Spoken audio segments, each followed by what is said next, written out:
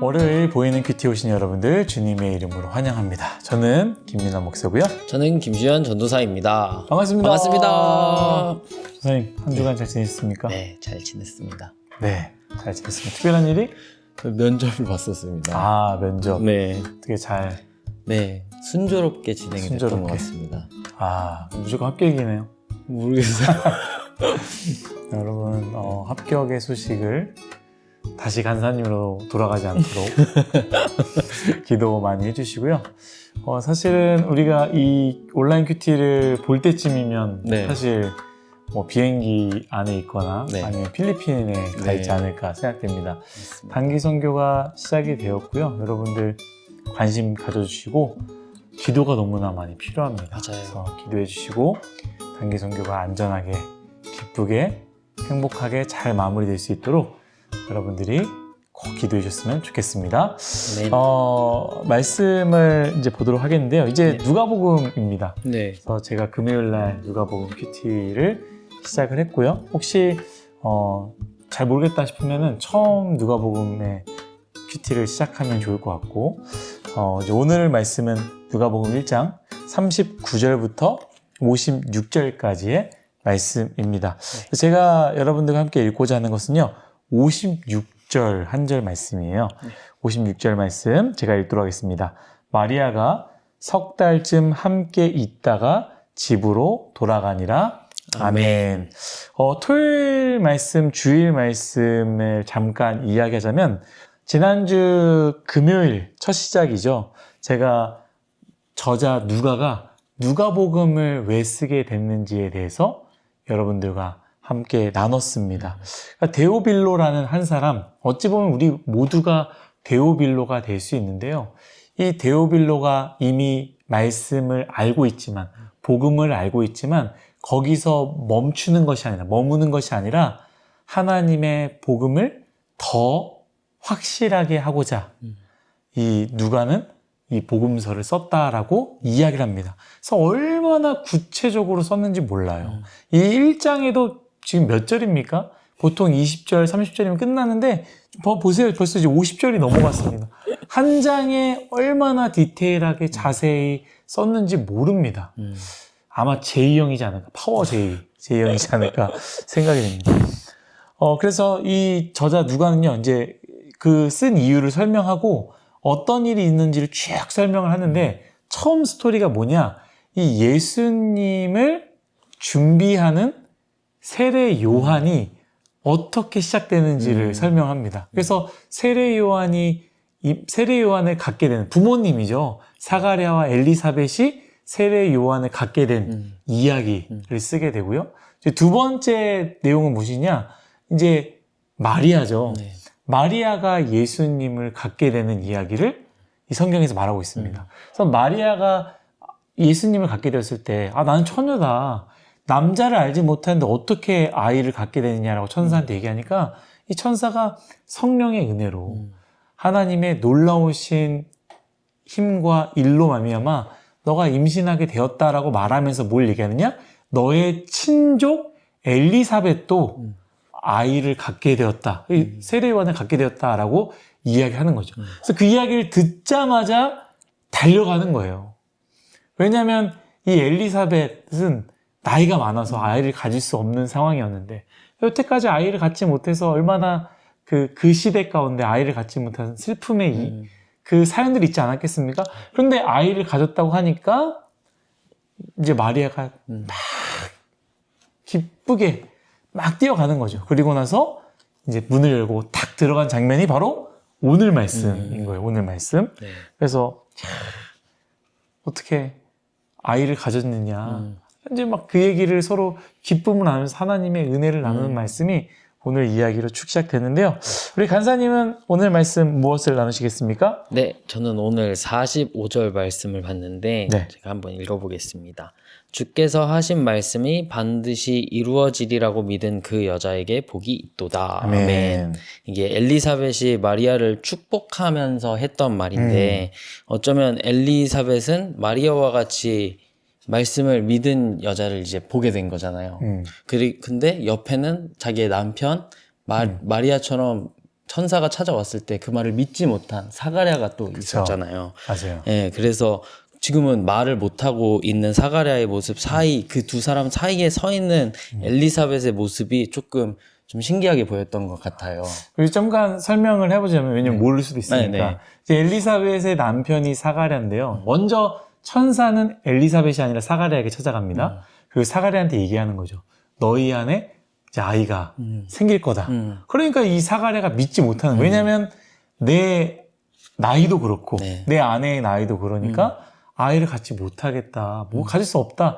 이 천사가 말한 건 믿지 못하겠다라는 그런 마음이 있으니까 이 천사가 어떻게 합니까? 아이가 태어날 때까지 너는 말을 못하게 될 거야 라고 얘기하니까 정말로 말을 못하고, 지금 그래서 말을 못하고 있는 거예요. 네. 이제 세례 요한이 태어나면 그때서야 이제 말을 하게 되는 거죠.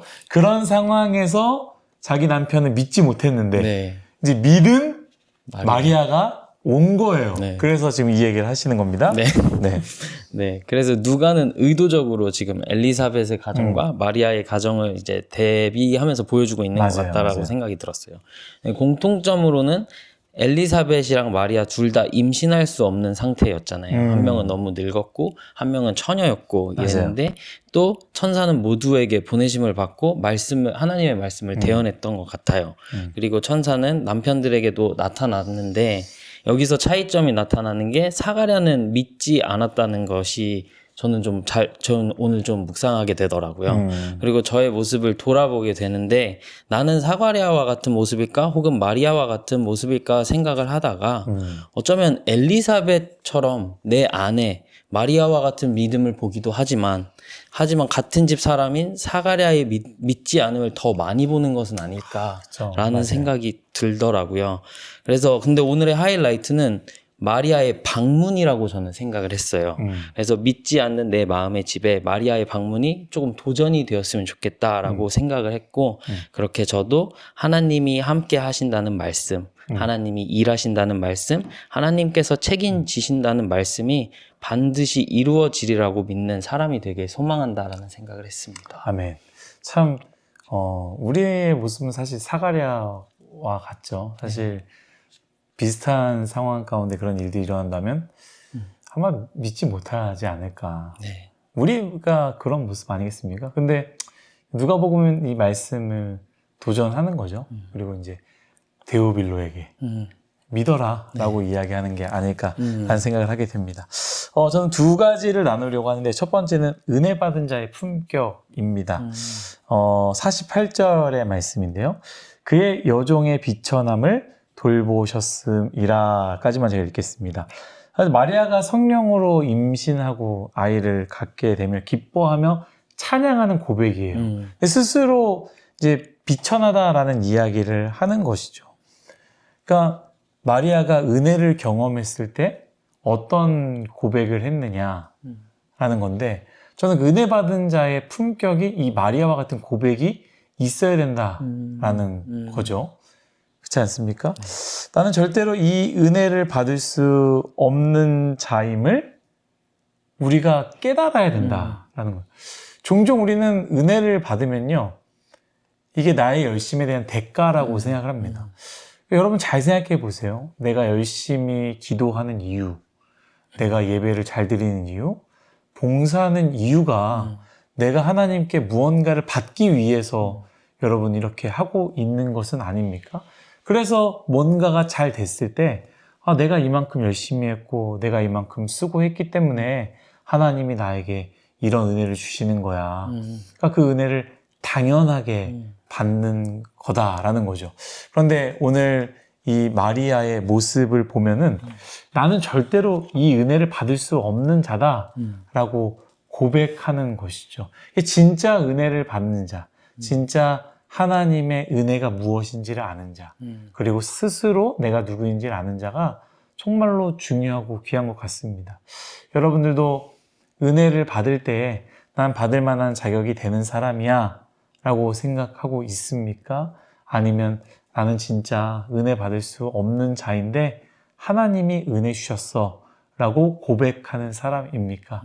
저는 은혜 받는 자의 품격이 우리 안에, 우리 뉴송아이 안에 있기를 간절히 바랍니다. 아멘. 할 수 있어서 내가 지금 그룹장 하는 거야. 내가 이 정도 되니까 임원도 하는 거야. 내가 이 정도 되니까 목사하고 있는 거야. 이게 아니라 우리는 지금도 비천한 존재인데 어떻게 나를 돌보셔서 지금 내가 이 자리에 있을 수 있을까? 나는 하나님의 은혜를 받은 자다라고 아멘.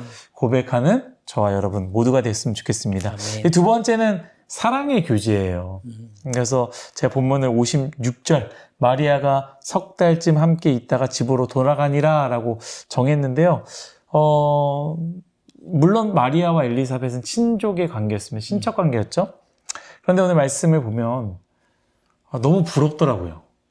하나님께 받은 그 은혜를 이제 달려가서 이 서로 나눌 수 있는 관계다라는 거죠. 여러분들은 이 관계들이 있잖아요. 이렇게 친구들도 있고 여러 가지 관계 있는데 여러분들의 그런 관계는 어떤 중심의 관계입니까?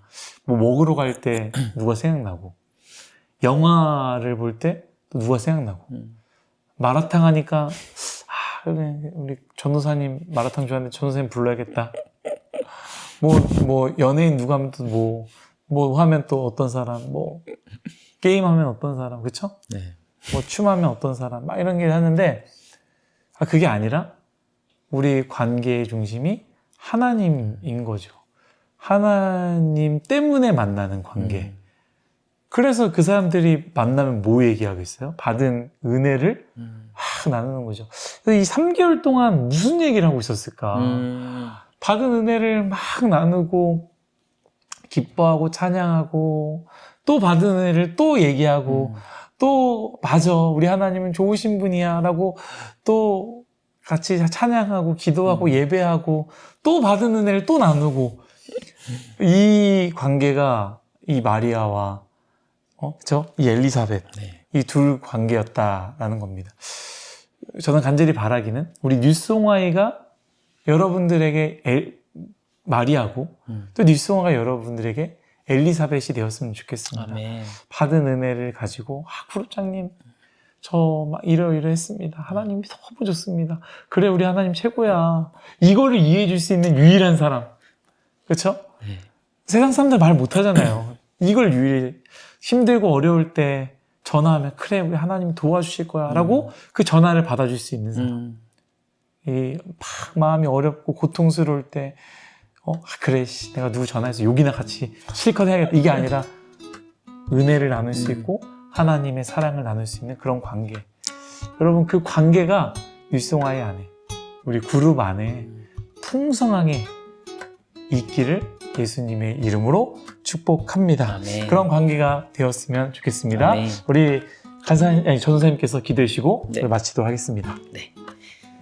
하나님 아버지 감사합니다. 오늘 말씀을 통해서 저희가 얼마나 큰 은혜를 받았는지 가르쳐 주셔서 너무나 감사합니다.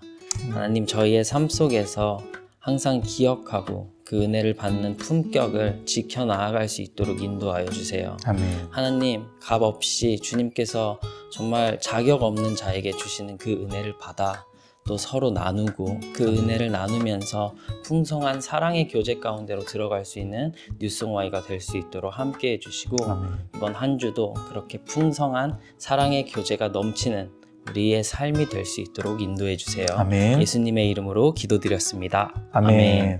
여러분 먼저 단기 선교에 있는 우리 뉴송아이 지체들을 위해서 기도해 주십시오. 아멘. 여러분들의 기도가 필요합니다.